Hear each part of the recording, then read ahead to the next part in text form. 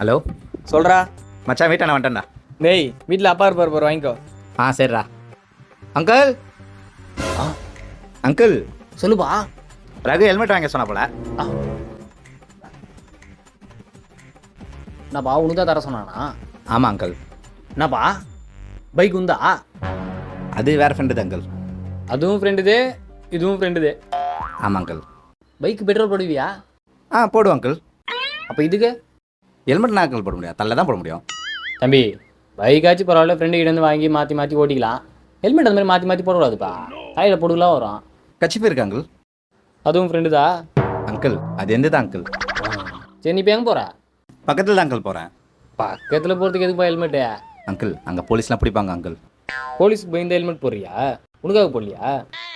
இந்த மாதிரி தான் போன வர நியூஸில் பார்த்தேன். ஹெல்மெட் போடாமல் போய் ஒருத்தர் செத்து போயிட்டான். அவனுக்கு மட்டும் என் புள்ள மாதிரி ஒரு ஃப்ரெண்டு இருந்தானா, அவனுக்கு ஹெல்மெட் கொடுத்து அவன் உயிரை காப்பாற்றிருப்பான். இப்போ உனக்கு ஹெல்மெட் கொடுத்து உன் உயிரை காப்பாற்றணும்னு நினைக்கிறான் போல என் புள்ள.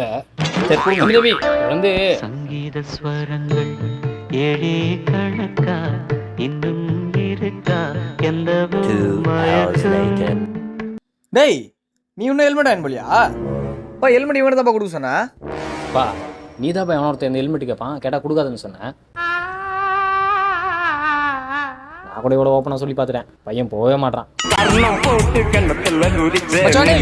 மலரது மனசுக்குள் கொளிருது கம்பங்கூழு குடிச்சிடத்தானே உதடுகள் துடிக்குது மீசையும் தடுக்குது அழகினத மறக்கலையே அந்த பருவம் இப்போ கிடைக்கலையே.